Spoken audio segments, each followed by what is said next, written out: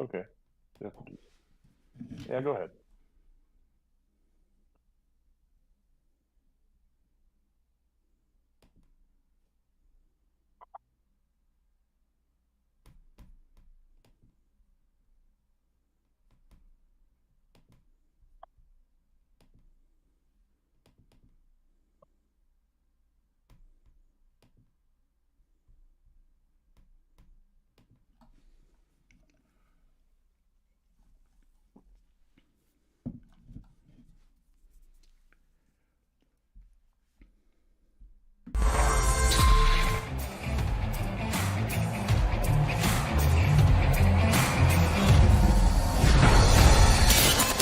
Game over!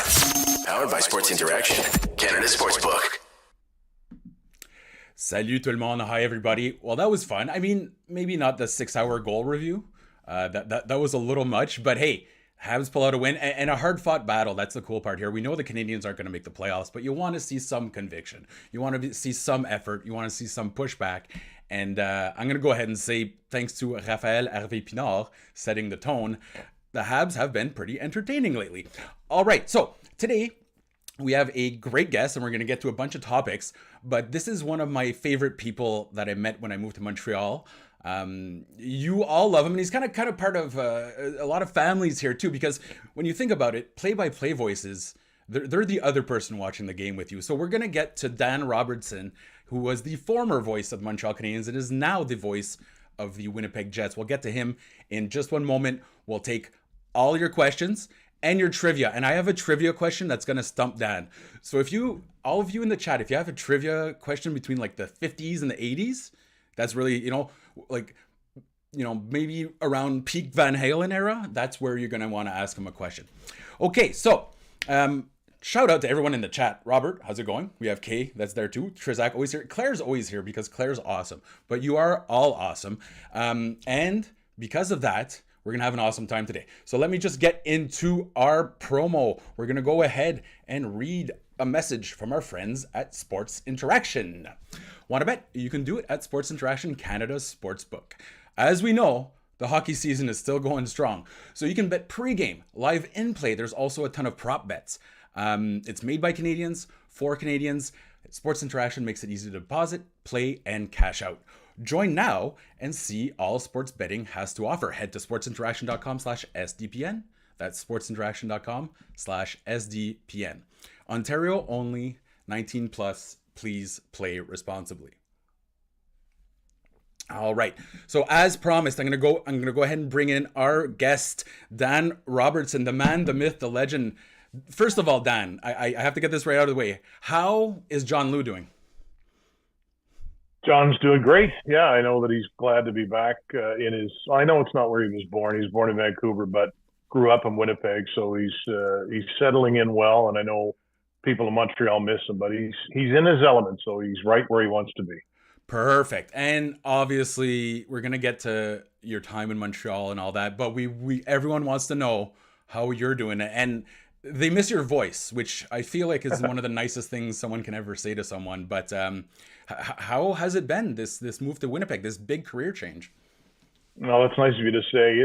It's been good, Mark. It's as you know, and as you've known, I wanted to get to TV for quite a while, and I enjoyed my time in radio at 690 and learned a lot and felt that I got better. I mean, since I started in 2014, I thought, gradually I improved and got to a spot where it was time for a change. So the crew that I work with in Winnipeg is terrific. Our producer's name is Kevin Pratt, and he is excellent. Kevin Sawyer does color with me, and I think he's tremendous too. Oh, I caught a game, and he was fantastic. Great insight. Yeah, he is, and he's very. You know what? Every once in a while, I'll say, we did a game not long ago, and afterwards, I said, Kevin, I love when you started to chuckle after somebody made a good play, and sometimes he'll kind of chuckle a bit, and he doesn't. He said, I did. I said, yeah, but that's just showing your enthusiasm for it. So I thought that was cool. But it's a great bunch of people, and I mean, I've said this, and I mean it. It's any Canadian market, the fans love their team. I don't know if they love them any more in Winnipeg than they do anywhere else, but to me, it's a smaller city, obviously, and a smaller community, but they're really passionate about their Jets. So it's not just Winnipeg; it's Manitoba, Um, I did the games on TSN, and they reach northwestern Ontario, into Saskatchewan, and into Nunavut. So on any given night there can be 300,000 to 400,000 people watching, and they love their Jets. You don't have to go far outside of the rink for somebody to want to talk hockey. So it's been a good fit for me. From Winnipeg to Iqaluit, there are Jets fans everywhere. Hey, I remember in the playoffs a couple of years ago, and I'd like to talk about that because I think that was a pretty cool moment that we actually both kind of took part in. But Jets fans were very intense, and they have a great team this year. So despite losing Jonathan Kovacevic, which I thought was a big loss for them, they're doing quite well. So you've watched a lot of good high tempo teams. Where do you put the Jets in there? Are they real contenders? I think they are. And one thing I've been thinking about, Mark, and maybe you can help me out. I forgot to double check it. The year with the Canadiens, Max Domi had 72 points, and the Canadiens almost made the playoffs. And in the end, the last night of the regular season, they just got squeezed out. And that was a year where I thought everybody played almost as well as they could, almost to a man. And it's almost like that with Winnipeg this year. Hellebuck won the Vezina a couple of years ago. I don't know if he's at that level, but he's really close. Josh Morrissey, how about him as one of the better defensemen in the NHL now? Yeah, and I didn't know Josh was that good. He's obviously far and away the best season he's had. Brilliant skater, good defensive defenseman. It's just Pierre-Luc Dubois, who I know that name keeps coming up. In Montreal, what? And I'm really impressed by him. No, I swear to gosh, Mark, you should check online sometime. I think you're lying. I've never heard this Dubois character you speak so highly of. Yeah, well, that's fun because obviously as a play-by-play, it's a lot more fun to have a little pep in your step and excitement, and it's fun for the fans too. So I'm really glad, honestly, Dan, and I'm speaking from the heart here. I'm glad that it's working out, and I'm glad that the reaction. You're not gonna like hearing this because you don't like when people compliment you too much. You're very humble, but I'll say this: the reaction in Winnipeg has been unanimous that they love you, and they loved you here, so that's not too surprising for me. We're gonna get into some questions from the chat in just one moment. Okay. Yeah, Claire and Pete, they're all saying hi. They all basically just miss you right now. I want to ask though, because you are from New Glasgow, Nova Scotia. Justin Barron is from. Is it Halifax? Official? Downtown Halifax, yeah. So not okay, proper. First of all, Nova Scotians are off the chart because the last time I wrote anything about Justin Barron, about 90% of the clicks were coming from Nova Scotia. What's your read on this kid? Because you're seeing a guy that's emerging slowly yet surely, and some of his family. But he looks like he has all the skill sets to really become an impact player. We saw it tonight. It wasn't just a goal. It was him retrieving pucks, and it was him in transition. Smooth skating. I actually think you called his first NHL goal, if I remember correctly. Great skating. So what's your read on this kid? Do you think there's legitimate top pairing or top four potential there? Well, you know what? I'd like to bounce some stuff off you too and get your thoughts on him. I'll tell you how it started for me when they made the deal and they sent Lehkonen to Colorado. And obviously that worked out for Arturi and for the Avalanche. But I started to get a hold of some of my contacts back in Halifax. So I got a hold of Cam Russell, who was his GM with the Mooseheads. Cam said elite skater, and I dug in a little bit more to see people who either coached him or played with him. We heard what Nate McKinnon said when they traded him. He said he's going to be a great player. That's paraphrasing. Yeah. But, I was like everyone else. I saw first round pick, and Willie Pawlow, who writes for the Chronicle Herald in Halifax, I leaned on him a lot. He's a really good hockey mind, and he saw a lot of Justin. Oh, and he knows everything on the everything on the other. Yeah. He does, yeah. So first round pick, right shot, good size, great skater. But I think everybody thinks, all right, he's going to be an impact player right away. But sometimes I think we forget how long it takes for most to become a really good NHL defenseman. So I like the fact that he was back in the American Hockey League, and his brother Morgan plays for the Jets, of course. And I've chatted with him about Justin. I said, "You guys are different players." He said, "Yeah, I got the size. Justin got the wheels." So I like his development. And I can't say I haven't followed him as closely as you have. Smooth skater. It's the type of skating that you see from elite NHL defensemen these days. Just that. Not the clunky stuff that you or I would put when we were playing back in the day, just this immaculate skating. But his parents, right? Is that, or is it father? No, it's just his brother Morgan a Okay. little bit. It was one thing was neat when we were in Montreal on I think it was the 16th and 17th of January, and in the broadcast we found out where they were sitting. Of course, it was the first time their brothers played against each other, and that was a big storyline. So Yeah. we kept putting the camera on them. I think Mom had a Jets cap on, Dad had a Canadiens cap, and I thought, well, they can't lose, right? One of these boys is going to win the game. So, but that stuff. I always love that stuff. I love. Best And part you of mentioned hockey. that I call this. It is, and you mentioned that I call his first NHL goal, or first goal was a half. No, it was first It NHL was his goal, first NHL and goal. Yeah. right, and he like backskated all around the perimeter, drilled one. Whenever anyone on either team would score their first goal in Montreal, that was one of my favorite calls to get to do because look, it's a special place, and when he did it, I thought it was magnificent. So I think from what I can tell, just from the outside looking in, he's got a really bright future. Yeah, well, one of the things that happened for the parents was the mom took off her Jets hat at one point That's right. after I think the Habs took the lead there. So that didn't look great for a little while. But obviously, I'm with you, Dan. There are very few things that I find more wholesome and more like pure to hockey than seeing parents. Because obviously as a father, just the fruits of your labor, the amount of time, the intensity, and when it comes to guys playing at this level, there's usually a huge amount of sacrifice. So yeah, that to me is kind of what makes hockey go. And I realized that during the pandemic. That was really when it kind of clued into me that other than results, it's more about seeing, people help other people reach their goals. So in that sense, obviously, he's lucky to have a pretty decent family there. I don't know them personally, but I heard great things. And people from Nova Scotia usually they're like, okay. Usually. Some guys, not so much, but yeah, there's that Brad guy. I'm not sure. Yeah, that's true. He's kind of the outlier, but we're all Nova Scotians. I think get a kick out of seeing so many quality Nova Scotians in the league right now, and it's been that way for a number of years. So small percentage or small population, but some pretty high end players coming out of there. Yeah, I think the only NHL player that would be like less popular to me is Brad Marchand in Nova Scotia. That's like the only. Well, there's some areas in Nova Scotia where he would they would obviously bring him in, but yeah, no, I love seeing also the opportunity because, as you know, Dan, when's the last time do you remember a team ever icing 4 rookies on the blue line? Marc, let's go back. Let's go way back. Head, no. I think the Fighters maybe for one game in like 2003. Yeah, I don't think I can remember that. And when I saw what was coming down the line with the Canadiens this year after Matheson got hurt, I thought, oh, wow, they're going to be in trouble. But they kept their collective heads above water for quite a while, so it was pretty good to see. All right, so quick question here from Trizax asking, last season, and you weren't around there, but you have noticed now it seems like there's almost a positive vibe with the Jets. Last year, there was a lot of criticism about the room. There was some heavy words thrown around about the health of the locker room. What do you think changed there? I think Rick Bowness was a part of it. And obviously when he came in, and I wouldn't think it was his decision alone, but they decided to take the C away from Blake Wheeler. And I think what's happened from what I can gather, just talking with other writers and, not so much players because they're not going to say all that much, but just that he had that sort of weight taken off of his shoulders.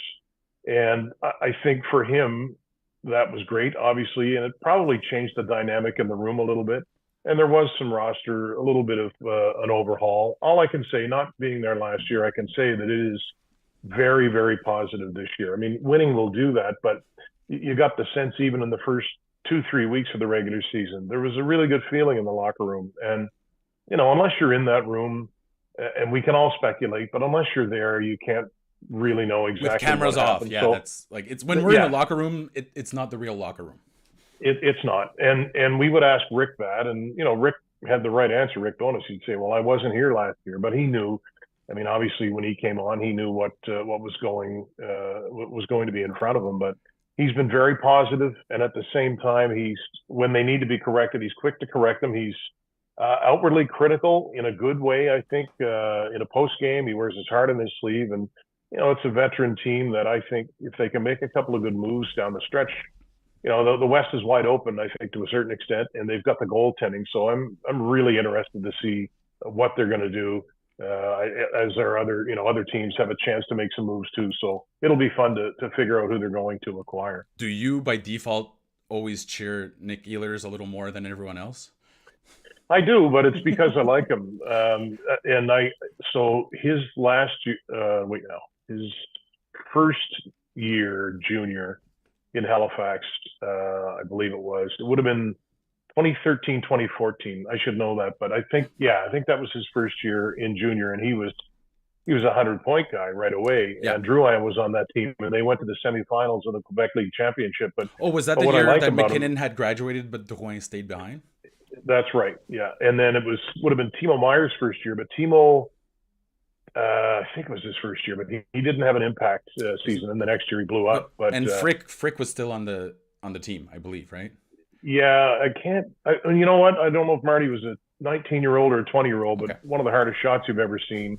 But Nikolai's he's a really nice guy to talk to, and I'm a normal guy, and I lean toward those people and cheer for them a bit more. But he's so dynamic too, right? Like he'll take off in the offensive zone and skate around the perimeter. He's a left shot. He goes, whatever it is, clockwise, and head is up, and he makes a lot of great plays. He's a blast to watch. So I really cheer for him. One thing, and actually Kay just brought it up in the chat that I wanted to jump in and mention, was that, I don't know if you remember the Jake Evans incident.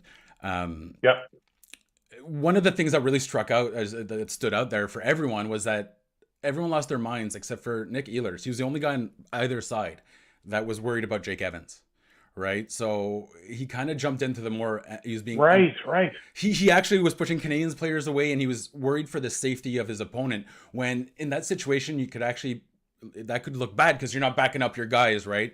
But yeah. I thought that was... to me, that's the mark of a good human being. So I'm glad to hear that our things are going well there. Now, okay, so Blessed says here, can we please ban the word tank from being used until the last week of the season? Dan, what's your call on tanks? Because every GM says we're not tanking, but that's bullshit. GMs do tank. Yeah. Players don't tank. What do you think has been going on this year? Because I see teams like Chicago and Columbus and Anaheim, and I feel that's getting close to what the Penguins did with Lemieux. Almost, it's getting a little greasy there. So what's your view on the whole tank fest that's been going on in the NHL? Well, I agree with what you say. Coaches and players don't tank. It's GMs and organizations, and you get it to a certain extent, but it can get to a point where the integrity of the game is, right, in question a little bit, and it's bothersome. You don't like to see teams not ice as strong of a roster as they can, but I get tired of that term. So I would like, even if you wrap it into today. So if you look at today's game, the Canadiens and the Islanders, just as a one-off, it's a Saturday. There's a bunch of kids there. Mm-hmm. They were losing. They fought back and they won. Is there anybody out? And this is from the fans' perspective. I guess there's people out there disappointed that they got the extra point or 2 points, but you know what? Try and tell a player, okay, go out there in the third period and don't try to fight back. A hockey player try to get back into who's been told their entire lives, like, you never give up. Yeah. No, and I know that's not what you're getting at, but it does. You hate to see teams that really struggle so much that they're just not. They're not an NHL caliber team. That's why I'm impressed by what the Canadiens have been able to do, even with kind of walking the line there, right?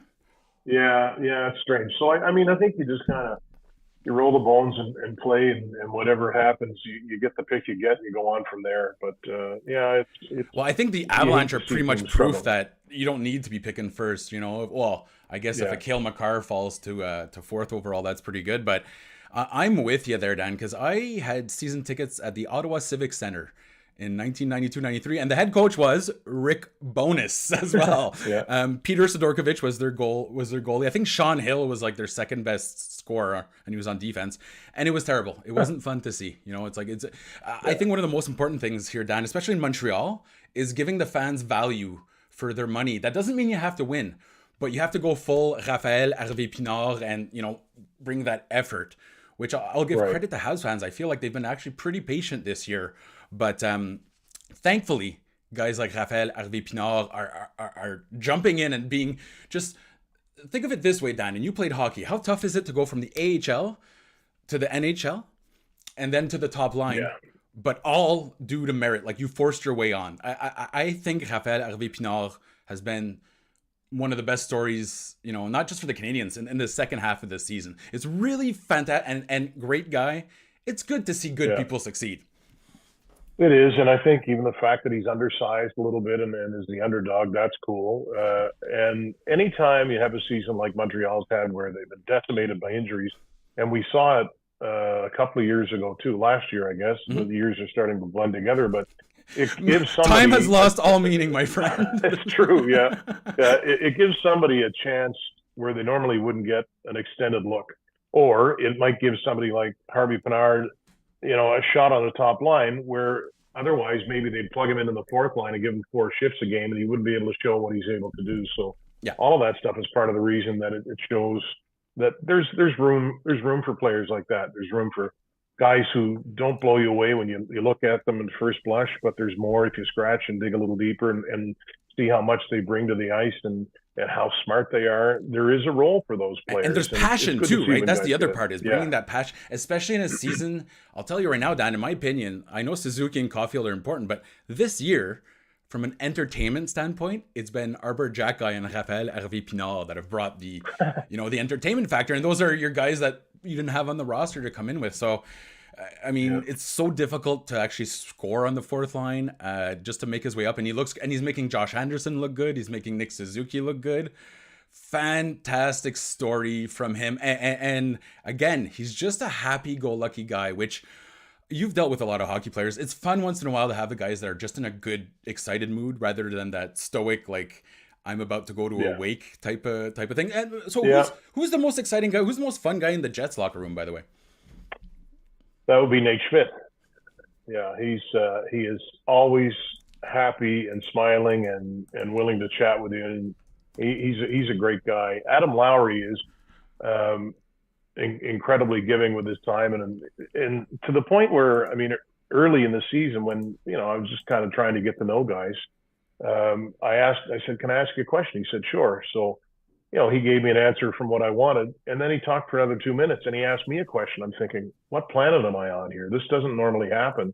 But Schmidt's one of those guys who's he got hurt in a game against Nashville, and he's not somebody who's going to light it up on the score sheet or be a dominant defenseman. But and you know what? I understand too where people will say, well, I'm tired of hearing so-and-so is good in the room or he's a good influence. You do need those guys. And that's not just what he does, but he's, you talk to the Jets and to a man, they just love him. And I understand that. He's a really good presence for them.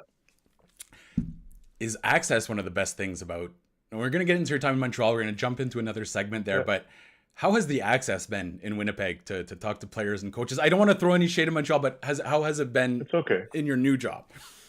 Well, it's about the same as it was pre-COVID in Montreal. So when I was at 690, we were rights holders. They still are. So we could get sort of exclusive access along with the other rights holders to the head coach for a few minutes the morning of a game after a skate. So that's good. But it's nice to just, I will say personally, Mark, and I used to do this. I was the reporter for 692. So when I would go in the room, I'd have to get the mic in there and ask questions and all that sort of thing. Mm-hmm. Now that I don't do that, I can, if a player is speaking you can go build a really I can just meander off and sit with someone and say, how you doing, and just get to know them a little bit. So which is how it's supposed to work, right? It's supposed to be the give and take as opposed to give me one.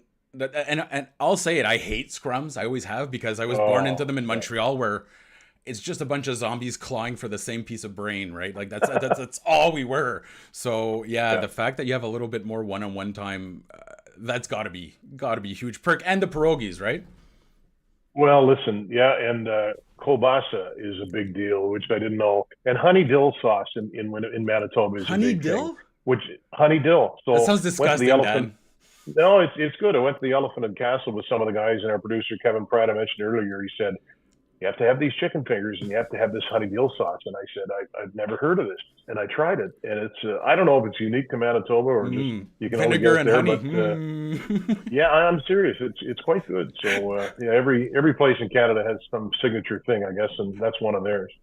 Okay. So You know what you probably do miss though is having access to Momesos. Oh yes, I'm a human being, Mark. I do miss them for sure. And we'll get into that in just a little bit. And I want to try to stump you now, Dan, because you and I, we would stay up late for hours and hours, and I'd try to stump you with a bunch of trivia, and it never works. Yeah. So if anyone in the chat has a question, go for it. But here's my question to you, Dan. Who is, and this is actually a trick question, I'm just throwing it out right off the bat, but who is the all-time penalty leader in the NHL that was not born in North America? That was not born in North America. Okay. Now, would this guy have played in the 80s and 90s primarily? Maybe even before, actually. Well, there's the cheating answer, which is kind of giving it away. And then there's the actual answer. But the guy that... There's two names here. One of them played alongside one of your favorite players. Okay, that would be Mario Lemieux.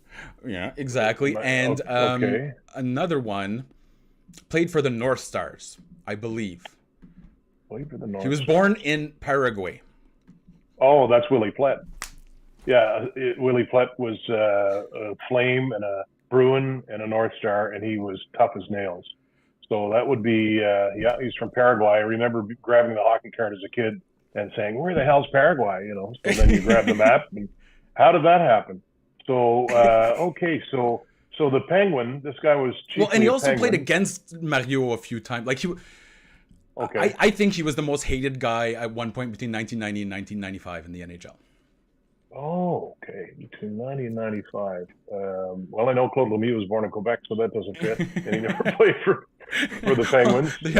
We were 0.3% of it being a good answer there. But he's, okay. If I remember correctly, he drew the ire of Ty Domi on several occasions. Okay. And he's legitimately born. He wasn't, because obviously Piet was Canadian, just born in Paraguay. But this guy... I would put him right up there with Darius Kasparaitis in terms of the most hated guys that played in the NHL. Okay. I'm dying a slow death. So, well, Kasparaitis himself might have been a good guess, but right?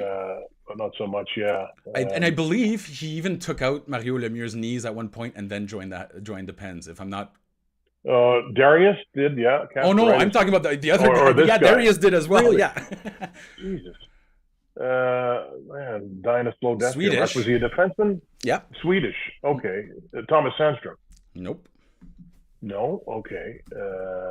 Sandstrom was anyway, born in Finland but raised a Swede. Now, you know what, Dan? Was he actually born in Sweden? Because now I'm reading. I might have just no.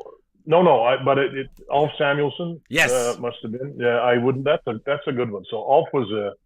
Didn't he play for the Penguins at the end there? He did. He won a cup with them he came over in that Francis trade. So in 91, the Penguins traded Cullen to Hartford chiefly. He was the main guy. And then Francis and Samuelsson came back the other way. And and so then Alf played for the Rangers for a bit. But you remember Ty Domi? Yeah, knocked him out with that left hand. That was the ultimate Ty Domi. Oh. And you know what? Dan, at the time, everyone was just kind of like, yeah, okay, like that's okay. Yeah, you do that today, he's going to prison, right? Yeah, no. And one of the most fun things that we would do. Well, okay, I'm gonna go through some questions here. But Dan, what was the name of that Vancouver? I just crack up thinking. Yeah, Mike. So here's the story. I showed Mark this YouTube video one night. Mike Robitaille was playing for the Canucks, and I think it was Dennis Ochar who hit him. This was back in the early to mid 70s. And the old Laval Rockets GM there was standing right beside him there. Right, Larry Carriere, probably. Yeah, exactly. Yeah. So it was an ugly scene. So Robitaille hit his head on the ice, no helmet, and to watch it, I remember showing you, Mark, and you're like, did this actually happen? They may as well have put him in a wheelbarrow and taken him to the dump. I think they just heaved him onto a stretcher. Well, first they carried him out like weekend at Bernie's styles, where he was just like Yeah, no, it was bad, and Mike Robitaille suffered for a long time from that. He eventually became a broadcaster with Buffalo. Mhm. But if folks ever want to go to YouTube and type in Mike Robitaille injury, It you want to goes see to how show far the that game has come. Yeah, how, like, I mean, you talk about guys like Chris Nyland and even your old partner Sergio, the amount of abuse that they went through. But this, when yeah. Robitaille got brought off the ice, he was hanging off the stretcher, half off, Oh yeah, and then they like stuffed him into a janitor's closet in the back, like, yeah, like they just, and yeah. it's No, okay. We're not horrible people because we're laughing. It's just that the absurdity of it yeah. all. And I believe the Vancouver Canucks even fined him because he didn't show up at training camp because he was going through he had surgery. And anyways, Yeah, you're right. You're right. So but you look at it and think how far the game has come. But mhm. I know that he's been well for a number of years, but it affected him for a long time. It's just such a crazy, crazy piece of hockey history. And anytime I bring it up on Twitter, people are like, "No, did this really happen? Is this a real thing?" It's just I don't know if anyone remembers, Mike Modano getting dropped on the stretcher. It was so much worse for Robitaille, like Yeah, so much worse. All it right, was bad. we're going to. Oh, okay. So what do you think about this jersey curse? Obviously, jersey curses are BS, but do you think the players like playing with new jerseys? I think players are creatures of comfort. I don't think they think it's cursed, but they probably don't love switching too much. Do you think it actually makes a difference? No, I don't think it makes a difference. I'll see some people say, "Oh, these jerseys are cursed." Well, come on. Now we do They're know that sacrilegious, yes, but they're not yeah, cursed. yeah. Athletes are superstitious people, and that's going down the same road. But I don't know. I used to call football, university football, back years ago, and John McNeil, who's probably 20 years older than me, used to do color with me, Yeah. and we talked about this one time. He said, "Dan, jerseys can't be cursed, but they can sort of plant a negative seed in the player's brain or in his thought process." And I thought, well, I never really thought about that, but I would think if one of your players is worried about the color of his jersey, or if it's powder blue or red, then you have some bigger concerns. But maybe the win today will kind of quell some of that outrage. But it is a little. I don't know anyone, and with respect to the Canadians, whatever. I don't really know anyone who said to me, "I like those jerseys a lot." I can't find anybody. No, and I mean, I think last year the departure, like going to those dark blues, that was pretty neat, interesting. This year it's kind of just, it felt like they're going back to the nostalgia. Well, now I don't want to crap them on too much because that's actually the department I used to work with, marketing with the Canadians. Yeah, But I will say this yeah, in general, I think the NHL has to, if you're gonna rely on nostalgia that much, make it perfect, make it nice, because there's only so many times you can go back and remind people of the good old days. yes, And there, I don't know, there's something about pumping out a third jersey every year that just feels pretty predatory. It's a jersey they're going to wear 6 times and never again. So I don't know. I feel like lately in the NHL, we're really losing a little bit focus of, and I don't know why I'm getting so negative, but with the board ads, with, yeah. with the endless reviews and whatnot, we're kind of losing some of the fun involved with hockey. But I'm getting negative. I don't want to get negative. I want to stay positive because you are here for how many years, Dan? Well, actually, you are in Montreal right now, but how long were you in Montreal? 8 seasons. So I started in 2014, and just finished my last season last year. So 8, which in a way it seems like it flew by, and in a way it seems like it was a lot longer, if that makes any sense whatsoever. Yeah. Time passed quickly, but there were chunks that stretched out. I want to ask you, Dan, because again, we talk about play-by-play, and you and me we've spoken about what makes a good play-by-play person. But can you explain it to the fans in the chat right now?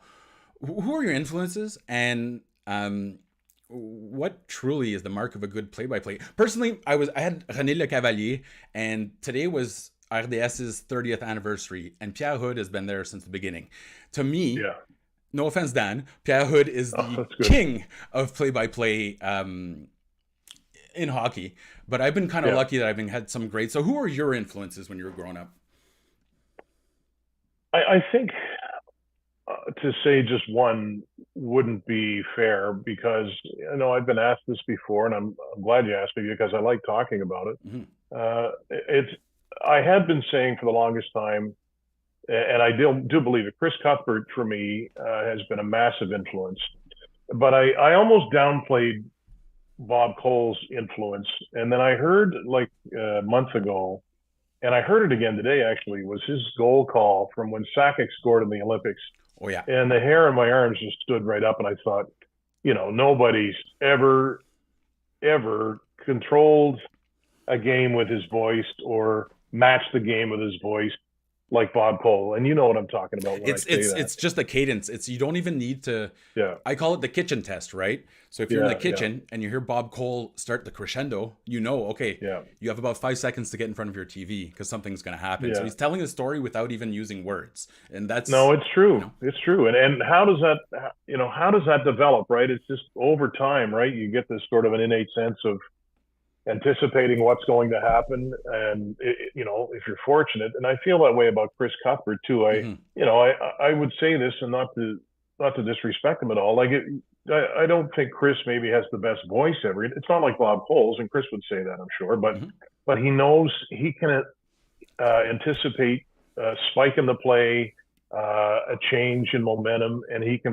can sort of let you know that's happening through his voice, and I love that. So. I think, the thing about it is nobody is original. I mean, you take in bits and pieces subliminally, I think, over the years, just, by osmosis. And then hopefully if you work at it hard enough, you become okay at it yourself. And for me, that's it. It's somebody who doesn't get in the way, somebody who doesn't try to become the show because you're not the show. You're just there to kind of help accentuate a few things. I like somebody who's clear and somebody who's concise with a good vocabulary, and somebody who can, if you're looking away for a second and you hear his voice, his cadence change, like you said, it makes you look back at the TV or turn up the radio, I guess. Yeah, and I think we've been blessed with a lot of great play-by-play in Montreal. You included that, obviously. The fans thanks, man. They were disappointed but happy for you when you moved on. They did, but it felt like there was almost no closure, right? Because he kind of left mid, in the summer and whatnot. So one of the questions Trizak's asking here is, what was your fondest memory in your time in Montreal? It doesn't have to necessarily be hockey, but what was your fondest memory? You spent almost a decade here. Yeah, there's a lot. And if I just think of hockey moments, I mean, when the Canadiens went to the Cup, there were some big ones, but a lot of those were lessened because the building wasn't full. And, when Kotkaniemi scored, ascended to a Game 7, that was awesome. But can you imagine what it would have been like with 21,500 people there? So I regret that wasn't the case. But there's a few things I think about, and this is going to sound silly maybe, but the night that Ryan Poehling made his debut and scored a hat trick at the last game of the season and then scored the shootout, the game-deciding goal, it was a game where I think that's the season where they almost made the playoffs. I referenced it earlier, where everybody kind of had a career year or close to it. Yep. It was almost like it was a celebration of hockey in a way, or a celebration of the season. The fans were kind of giving it back to the players, saying, we appreciate the effort this year. And it was almost like a playoff game. And to me, that was the best, to be able to just be in that building and part of the game in a small way, over and over so many times. And my first game, I think it was the Rangers in 2014. That was the Canadiens' home opener. I'm quite sure that Carey Price got the torch from Ken Dryden. And I almost Ken lost Dryden? it. Yeah, I don't remember him. Yeah, I think it was. I took my headset off, and I couldn't believe what I was hearing. I had never been to a game at the Bell Center before that, not a regular season game. And I just thought, wow, I'm in the right place right now. So There's so many like that. Even the last game, it looks like that's what I was thinking about when you were mentioning the Poehling game, the 10-2 game against Florida. Yeah, right. And that game didn't mean anything. So they scored 10 goals not long after number 10 passed away. Carey Price with the reaction after he made the save on Ben Sherratt. And Renaud Lavoie, give him credit. The next day, he spoke with Price and said, did you prepare for that game like it might be your last? And I thought, what a good question. And Carey said, yeah, I did. And it was, right? So, but there have been so many moments like that. Even another one, Mark, I don't want to make this answer too long. Oh, I want to hear all of them because this stuff fascinates me. There's one call that I want you to mention, but I don't want to give it away just yet. Okay. Well, my first year, and I'll preface this by saying I was one of the first people in my group of friends who had a satellite radio, and I would get it because I love listening to ball. and I love listening to hockey. Yeah. I did that for years. So then I get a job, and I'm one of those voices. I think, wow, that's cool. So we go to New York City one time. I'm pretty sure it was the fall of 2014. And it was in Madison Square Garden, my second favorite place to call a game. And it's back and forth, and Lundqvist and Price are nets, and it's a tremendous game. Pacioretty scores. They win 1-0. And I was still kind of trying to feel my way into the job. And Sergio said, "You called a really good game." And I thought, okay, that means a lot to me. We're flying home. We land. I've got the radio on, and it's satellite radio. And last night at Madison Square Garden, a 1-0 game between the Canadiens and the Rangers. Here's Dan Robertson with the call of the Pacioretty goal, and I hear my goal call, and I went, "Holy shit, that's me!" So I thought, okay, this is pretty good. Hey, Dan, it's cool to be humble, but that's cool as fuck. That's like one of the dreams, right? It was, and I allowed myself. I said, "Okay, Dan, that's pretty good. You're allowed to be happy with that." So there have been a lot of those moments, and I always felt fortunate to sort of end up where I did. So it was a great 8 years here. I think that last game again, 10-2, it didn't mean much, but especially with the Guy Lafleur, I think the 10-minute and 10-second ovation, all that, the game before, it was, it kind of punctuated by Montreal's special market that, it was a failure of a season. But, at the end, when they went and they saluted his numbers, it was kind of a reminder to all these fans of like the glorious past here. Like there's a reason why, it got built up as much as it is. And I feel like we're kind of losing that link to the past. Obviously, if we lose Ivanko on the way, which I'm not saying he's in bad health or anything, then you kind of lose your real link to the dynasty. So it's important to keep that up. Yeah.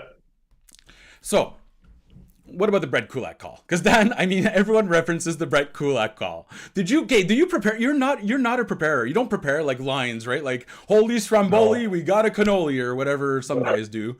I don't. No. And I think you kind of hate those cheesy lines, don't you?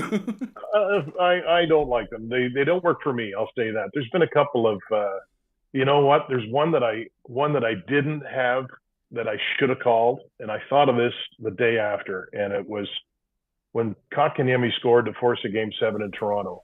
I should have said, yes, Barry Kotkaniemi, but I didn't. And I thought, why didn't I think of that at the time? But you can't really, you can't do that. But the Kulak thing was funny. It was just I think it was a game tied late, and it was a face-off win, and Kulak scored, and I just kind of leaned into Kulak. And so Sean Campbell, who obviously works at TSN 690, he got a kick out of it, and he pushed it, and he would play it from time to time, and it kind of caught on with a few people. So I got a kick out of that. Brett and I actually talked about it one time. So Brett brought it up with me at one point there, because he's like, that's just, every athlete wants that cool moment. Because that's the other part, Dan. When they go back and they look at their careers, you're there, right? You're still there. Is there an added pressure to not screw up in those situations? Oh, there is. Like, do you remember? I believe it was actually Chris Cuthbert that when the Habs scored in Game 7 to eliminate the Leafs, he was almost at a loss of words. Well, there was one. Well, that was a time too. I can remember. So it would have been Game 5 when Galchenyuk turned the puck over at the Canadiens line. 2-0, Suzuki and Caulfield, and we were calling the game out of the studio because of COVID. And the puck went out of the net. Dan, can we say that was so dumb? That was sure. It's like asking a person to race a car, but from home with a fake steering wheel. Like it's and it still goes on today, right? It still happens, but no. And the puck came out of the net in a funny way, in a strange trajectory. And I beat myself up because I waited a half second or so to make sure, or probably longer than a half second. My call wasn't great, but then I heard other calls. I thought, yeah, we're all human, right? So. Yeah, I know there was a story years ago when I think the San Francisco Giants had won their first World Series since 1954. And I think it was Mike Krukow said something like, and for the first time since 1955, the San Francisco Giants win the World Series. Something along those lines. So you can't get those moments back. And it's always kind of, you're thinking when big moments come, don't blow it. But, and you know me, I've been hard on myself. But you're incredibly hard on yourself because trying to get better. For those in the chat, that Dan would let's say you go grab a beer or something, grab a quick bourbon, you name like 30 things you didn't like, Whereas me, the end user, I was like, no, that was fantastic. So I guess, but it does show you do put your homework in, which I think it does show with the overall product, right? And Yeah. you also know that you're in such privileged situation to be like the fact that you get to get paid to call these games. Yeah. That's the dream. It is, and it's. I've tried to become easier myself over the years.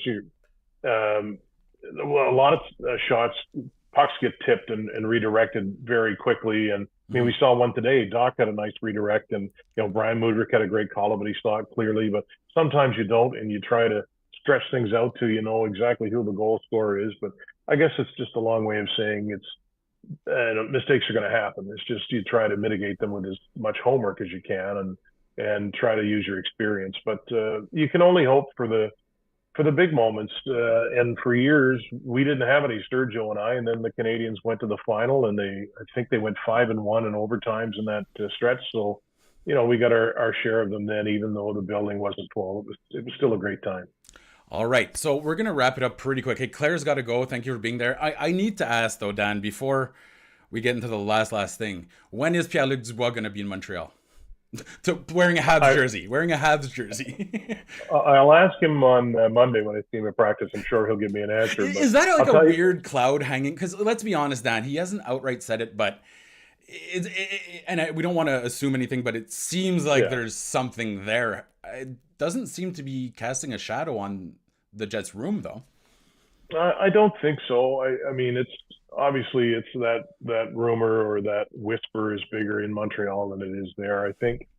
And you talk with Pierre-Luc, and he is, driven to become as good as he can be. And all I will say about this, watching him night after night, this guy is a beast. Like Dave Poulin told me once, and he's right. He said anybody can hold the puck. Any NHLer can be strong on the puck when they're holding it close to their. So if your left shot, when they're holding it close to your left foot, he said Jágr, if he had his arms extended, he was strong on the puck even when it was that far out. And Dubois is that guy. Really? I'm not saying he's Jágr, but he'll draw two people to him. Somebody is always open. Create space. It's to watch what he's doing this year. He had a little bit of a slump before the break, but I don't use this term much, but he's a monster. Like he's going to be a special player. 24 years old. Yeah, he's got a lot of good years ahead of him. I didn't know when he first went there from Columbus, the numbers weren't great, whatever. Who knows why, but this is an emerging, I don't want to say superstar, whatever, but he's a tremendous player. I think the last time I checked, in terms of star power, the Jets are actually the number one team in the league, because when you look at, you got Wheeler, Scheifele, and then you have Ehlers, and then you have Dubois, and I'm missing someone else, Kyle Connor. Connor is wicked. Connors that guy. Morrissey, Hellebuck. These are all legitimate stars. So I think the Jets are the team, maybe not Habs fans, but are a team that most of Canada could get behind if, and I don't care if people cheer for them or not, but I remember some of my fondest memories were cheering for Calgary when they went to the final against the Tampa Bay Lightning, like that. Yeah, that felt fun. I feel like, but nowadays fans are too cool to cheer for other teams, but I think I'd be able to cheer for the Jets. Yeah, and they're in a spot, Mark, where I think you mentioned Dubois. I don't know about his future. Blake Wheeler's got a couple years left in his deal. Scheifele is the same. Hellebuck is in his prime. So it's almost like they have to make something happen now because they're right there. So it's going to be fun the next couple of months, I think. Yeah, well, that's the other part is we're actually seeing teams go for it, which is pretty entertaining, and we're going to see some more dominoes start to move with the deadline coming. And do you think the Jets are going to pick up? I mean, they seem pretty solid, right? I don't see any weaknesses in that lineup. Yeah, the only thing I think is so Cole Perfetti's been in the top six all year, and he's been very good. He just turned 21 on New Year's Day. Okay, it's his first full season. Pressure, intensity picks up after the All-Star break. Is he going to be, when they get to the playoffs, is he going to be able to match that intensity and stick it out? Maybe, but I think if they got another top six winger, that would help. Rick Bowness talks a lot about the fact that they're not a good face-off team. I'm sure they'll get somebody in there who can win a draw. And they need some depth on defense. Well, there's a good guy. That's right. Yeah. Hey, no, honestly, he's pretty good bottom six center. He is. If he's your number 3, so 4. Lowry's a number 3. If Dvorak's your number 4, you're in a pretty good spot. Yeah. So there's some guys out there. I mean, Jonathan Taves is the guy. He's from Winnipeg. 64% face off, 2 cups, 3 cups, I guess, and whatever. We always have fun with this, but those are some of the holes they need to fill, I think. Well, the way I look at it is that it should be Sean Monahan in that case, which would be a fun story. Now, before we let you go, Dan, again, I just want, because it felt so weird how you left this summer, and Montreal lost a lot of talent this summer. It wasn't just you and John. We also lost Julian McKenzie. He was just a fantastic writer. He went out to Calgary. Yeah.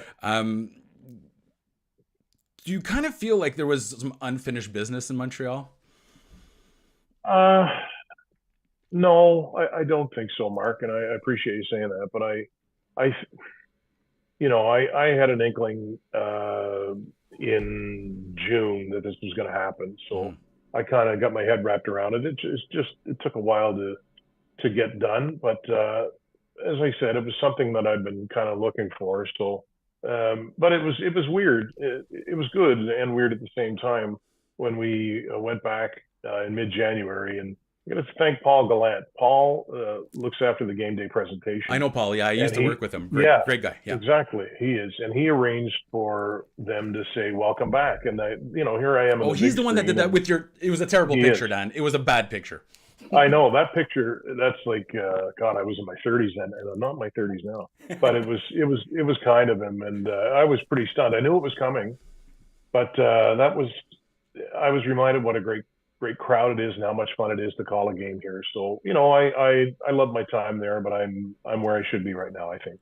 I like that. That's right. And we knew it was only a matter of time before you'd end up getting on TV. Well, but I think it just goes to show in a city where a single sport takes a headline every single day for the last 100 years, you still stand out as one of the best. We're talking about some of the heavy hitters in the history of sports broadcasting. So, obviously from Nova Scotia, but I think there's always going to be a special place for you here in Montreal. And honestly, Dan, I just want to thank you for the time you put in, because I saw you prep. I saw the amount of work you put into it. I saw how seriously you took this, almost as a sign of respect for the guys on the ice, right? So I think that's something that if young broadcasters or people that want to break into broadcasting are listening, you got to do your homework. But Dan you'd sit down for what, 2-3 hours and prep your notes, right? Yeah, and I still do, and I still try to look at new ways to do it, and I still will get in the middle of the game and think, man, I should have looked this up beforehand. But we all have routines, but half of the stuff I would never reference during a game. It's just nice to know that it's in your back pocket if you need to get to it. And I do. I see other broadcasters and the way they get ready, and it's pretty impressive. It's just whatever works for you, and over time you hopefully find out what that is. I was reminded today by Pierre Hood how lucky we've been in terms of just the voices here. Now, I know this is a little. Is your daughter still around? Okay, I want you to say hi to. I was going to say their names, but I shouldn't. I probably shouldn't. But please say hi to your daughter and your son for me. I will. Is your son still interested in jumping into this industry? No, I think he got smart about it. Oh, thank God, because I didn't want to tell him, don't do it, buddy, don't do it.